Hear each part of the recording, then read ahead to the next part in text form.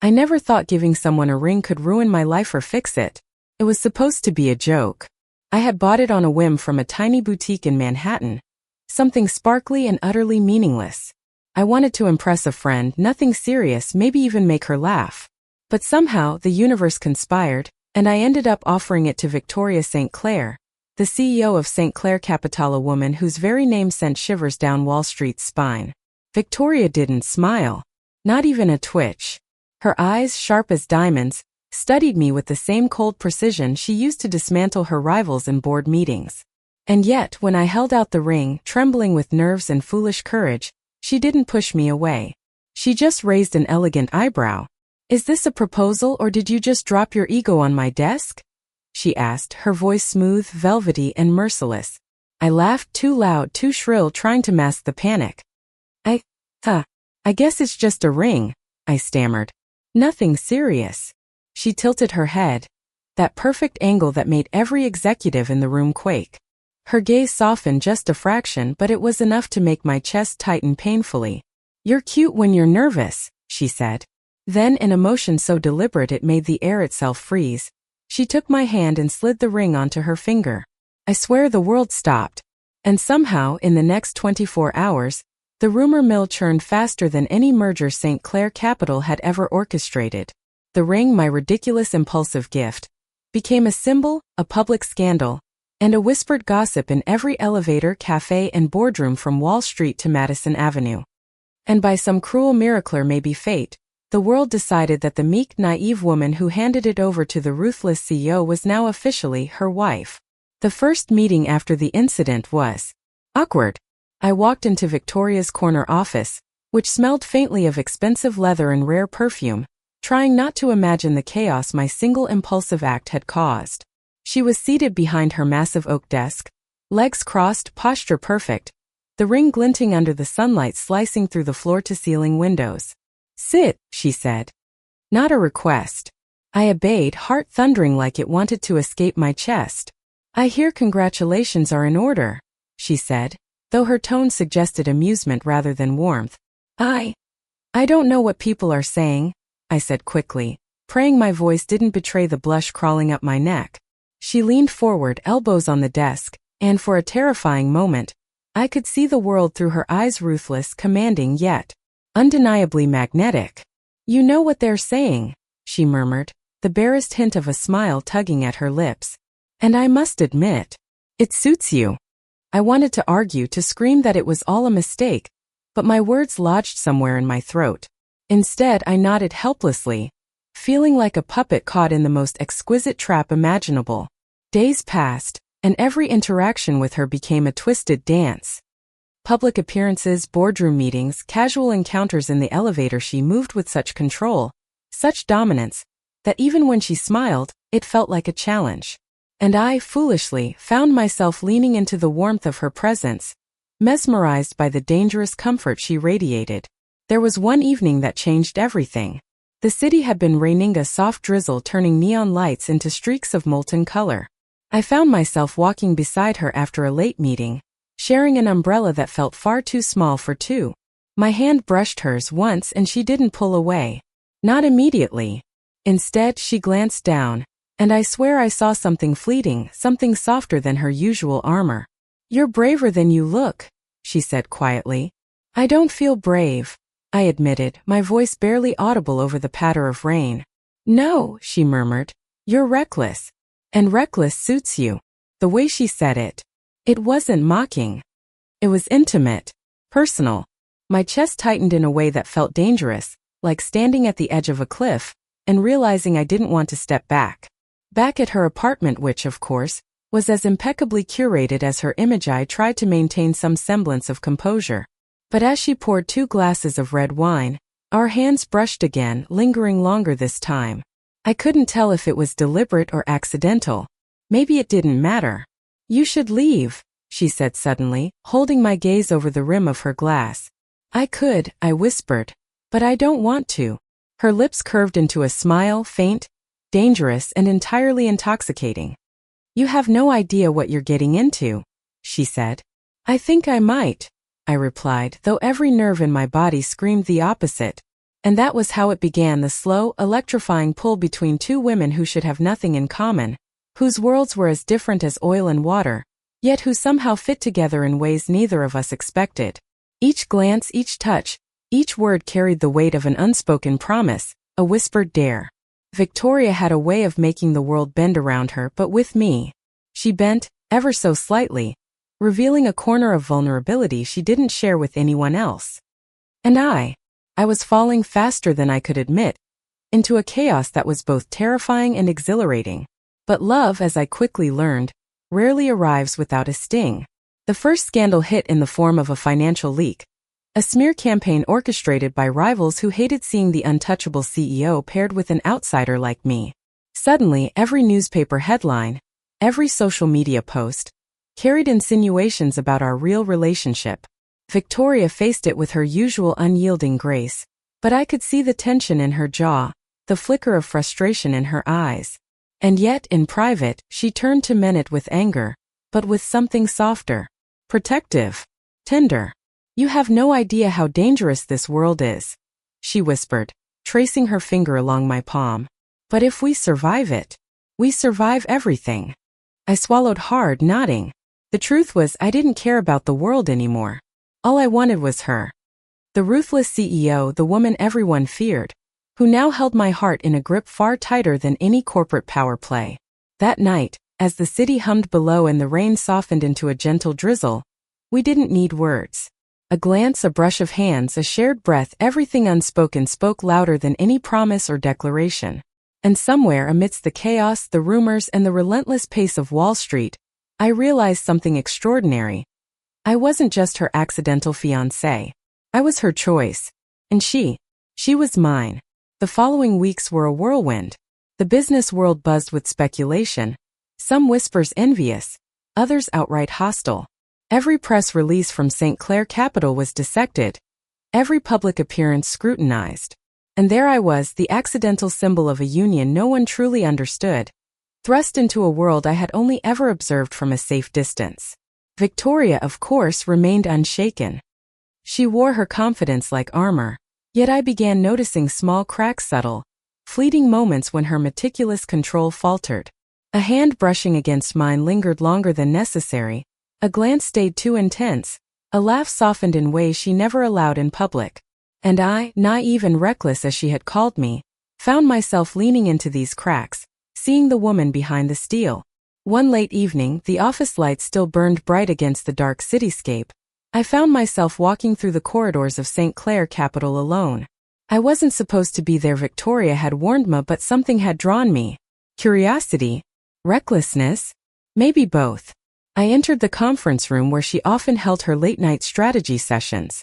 She was there, alone, poring over financial reports with her signature intensity. The room smelled faintly of her perfumian, intoxicating mix of jasmine and leather that seemed to cling to every surface. "You shouldn't be here," she said without looking up, though the slightest tilt of her head betrayed amusement. "I could say the same to you," I replied, stepping closer, my shoes clicking softly against the polished marble floor. Finally, she looked up, and for the first time I saw her without the armor of the CEO. Her eyes, sharp and unyielding in meetings, now held something different: curiosity, a hint of vulnerability, and perhaps desire. "You know," she began, setting her pen down, "you have a talent for showing up where you shouldn't." "I have a talent for surviving," I said, a playful edge to my voice, though my heart hammered in my chest. Her lips curved into a small, knowing smile. "Survival and recklessness are often two sides of the same coin," she murmured, leaning back in her chair, eyes never leaving mine. The air between us was charged, electric, almost suffocating. I took a step closer, my hand brushing against the edge of the table, closer to hers than I intended. She noticed. Oh, she noticed. The tension that crackled between us was not just professional. It was personal, intimate, dangerous. "Do you understand what you've done?" she asked softly, almost whispering, handing me that ring. "You've made this real. More real than either of us is ready for." I swallowed hard. I didn't mean, "I know," she interrupted, standing suddenly. Her presence filled the room, dominating yet alluring. "Intent doesn't matter. Actions do. And yours. Yours have consequences. She closed the distance between us, and for a moment time seemed to pause. Her hand brushed mine deliberately this time, and the contact sent a jolt straight through me. You've made me rethink a lot of things, she admitted, voice low, vulnerable. Including how I see you. I felt my pulse quicken, my mind racing, heart thundering with the dangerous rhythm of attraction and fear. And how do you see me? I whispered. Her eyes softened just slightly, a rare glimpse of warmth. Complicated, she said with a smirk, though the tone suggested more than teasing. Intriguing, reckless, unpredictable, and maybe necessary. I laughed nervously, stepping closer despite the warning bells in my mind. Necessary for what? For keeping me from losing control, she replied, taking my hand fully into hers. The touch was electrifying, intimate, yet commanding, like a silent promise of everything and nothing at once. We didn't kiss. Not yet. Not in that room where the city lights stretched endlessly outside. But something shifted between us, a silent acknowledgement that what had started as an accident was evolving into something neither of us could ignore. The following days were a test of patience and restraint. We met in boardrooms, at charity galas, during late-night strategy sessions, and in the quiet corners of Manhattan cafes. Each encounter carried the weight of expectation, gossip, and an unspoken, simmering desire. One afternoon, Victoria invited me to her apartment under the guise of discussing a charity partnership. The city skyline framed the glass walls, the sunlight casting a warm glow that softened her usually imposing silhouette. I need your opinion, she said, gesturing for me to sit on the couch. She perched beside me, the distance minimal, yet her aura made it feel infinite. I studied her, trying to read her expression. About what? About us, she said simply, turning to face me fully. Her hand found mine, interlacing fingers with the ease of someone who had done this before. Someone in control. I felt my chest tighten. Us. Yes, she murmured. Don't lie to yourself. You felt it too. The pull, the chaos, the inevitability. I nodded, unable to speak. The truth was, every moment with her was a gamble. A dangerous flirtation with my own heart. And yet I couldn't resist. Not now. Not ever. She leaned closer, her breath warm against my ear. I didn't ask for this, she admitted softly. But I'm not running away either. Not from you. Not from this. The intensity of her words, the vulnerability hidden beneath her controlled exterior, shattered something inside me. I wanted to reach for her, to bridge the distance, to dissolve the barriers between us. I don't care about the world, I whispered, barely audible. I just want you. Her lips hovered near mine, a breath apart, and for a suspended heartbeat, the city, the rumors, the chaos, all of it faded into nothing. You're reckless, she murmured, voice low, almost reverent. But maybe that's exactly what I need. The kiss, when it finally came, was tentative at first, a careful exploration of uncharted territory. And then it deepened, urgent, passionate, a silent confession of everything we had left unspoken. The skyscraper around us became a cage and a sanctuary all at once, shielding us from the scrutiny of the outside world. Afterward, we sat intertwined on her couch, the city lights reflecting in our eyes. The air was thick with unspoken promises and the electricity of discovery. You're mine now, she said finally, her tone playful yet possessive, a blend of command and affection that left me breathless. And you're mine, I replied, leaning my head against her shoulder, feeling the warmth and strength of her embrace. Life didn't slow down after that. If anything, it intensified. Every public appearance became a delicate balancing act, smiles for the cameras, strategic handholds, whispers of intimacy disguised as casual gestures. Yet, in private, we explored each other with abandon, discovering the layers beneath the armor of the CEO, and the innocence of the outsider. There were moments of tension, of fear, of jealousy, and sometimes sheer frustration. But each trial only pulled us closer, forged our connection stronger. She challenged me, pushed me, and yet held me in ways no one else ever had. And I reveled in the chaos, in the unpredictability, in the unspoken understanding that we were, against all odds, building something real. One evening, as the first snow of December dusted the streets of New York, Victoria and I walked hand in hand through Central Park. The city had slowed, muted under the soft blanket of white, and for once, the chaos of our lives felt distant, almost irrelevant. Do you ever think about what comes next? I asked, breaking the comfortable silence, afraid of the answer yet desperate to hear it. All the time, she admitted, squeezing my hand. And it terrifies me. But it also excites me. Because with you, maybe I can face it all. I smiled, feeling the weight of her words settle into my chest. Then let's face it together, I said, and for the first time I didn't doubt her or myself, or the unpredictable path that had led us here. Victoria leaned her head on my shoulder, her warmth seeping into me, filling the spaces I hadn't realized were empty. Together, she whispered, and for the first time in a long while I believed it. The weeks that followed were a delicate dance between the public and the private. The media continued to speculate, the business world whispered, but Victoria and I moved through it all with an unspoken rhythm. We had discovered a strange equilibrium and understanding that neither power nor rumor could break. Yet, as much as I tried to embrace it, my heart refused to be quiet.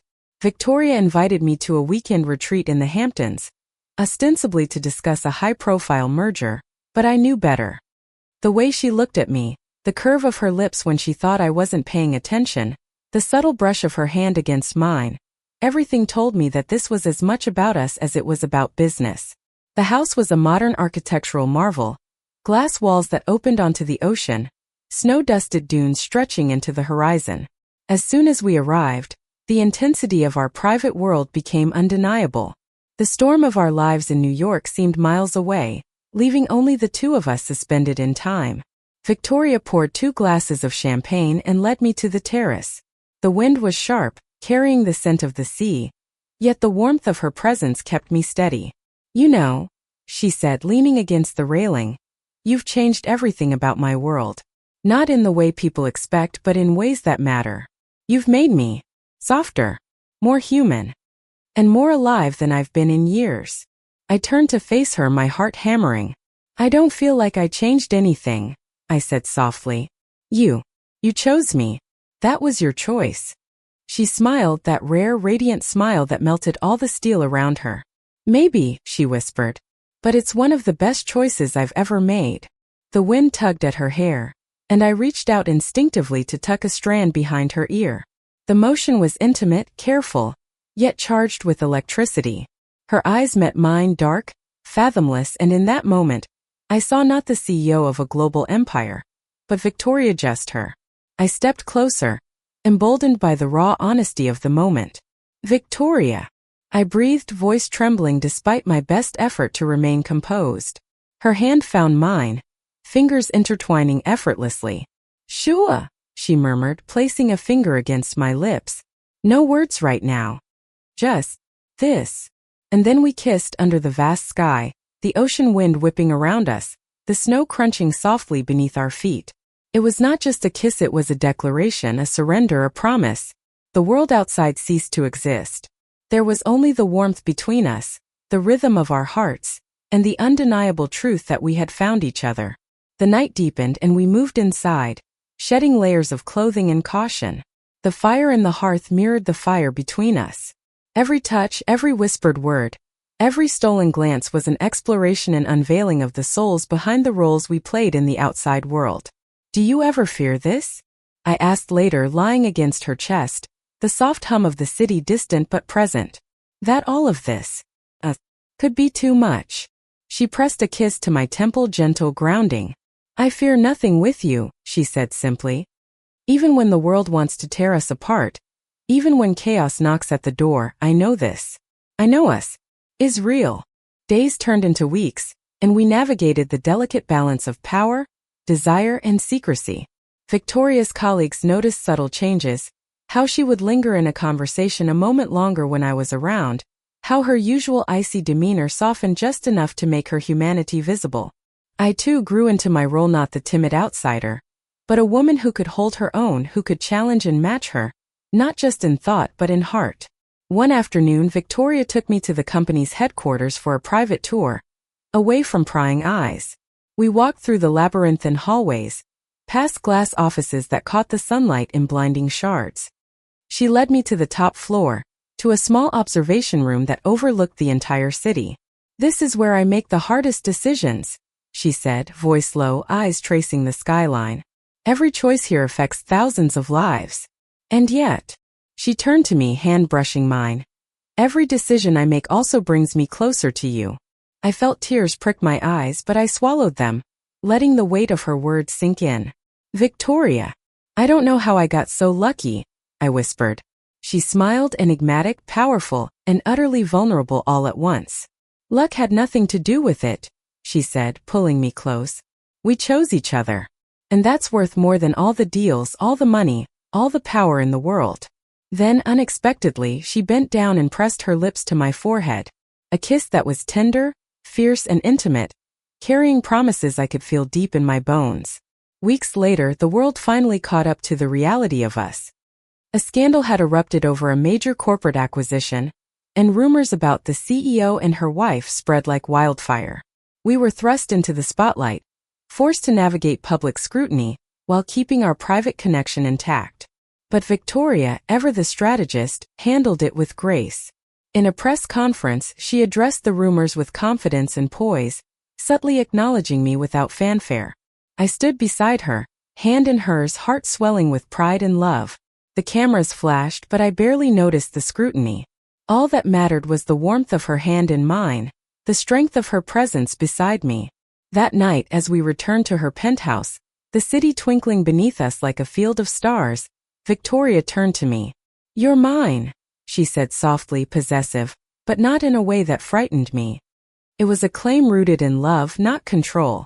And you're mine, I replied, leaning into her embrace, feeling the safety and freedom of being truly known.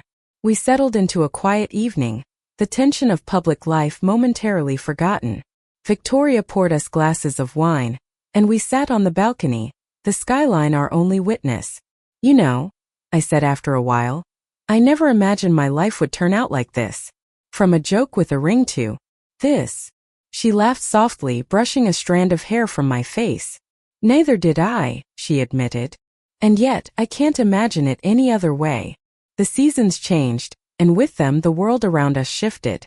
The rumors faded, the business world adapted, and we carved out a space for ourselves, a private realm of laughter, intimacy, and understanding amidst the chaos of corporate America.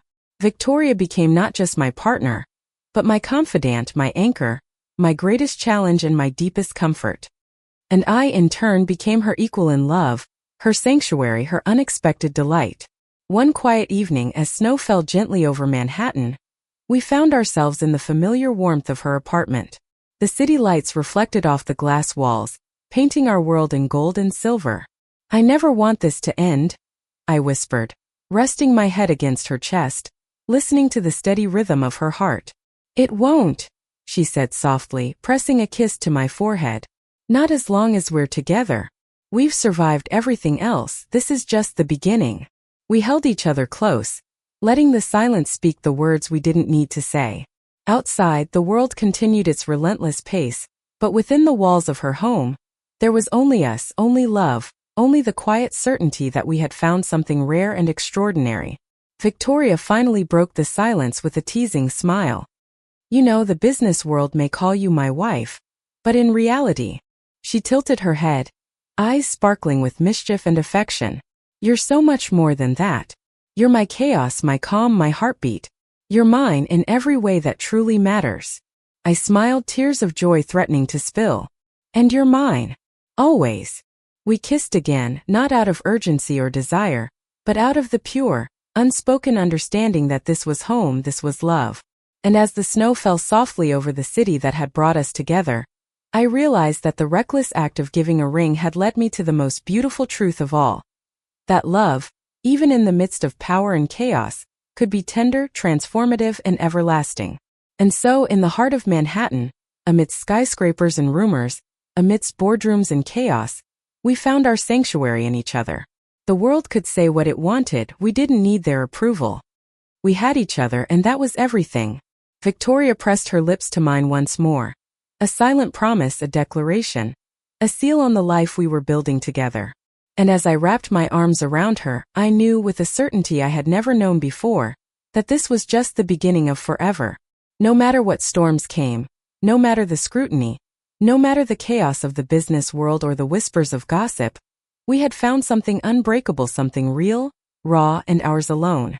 And in that moment, as the city slept beneath us, I finally understood the meaning of love. Fierce, tender, consuming, and eternal. We were together, against the world, for each other. Always. Thank you for listening.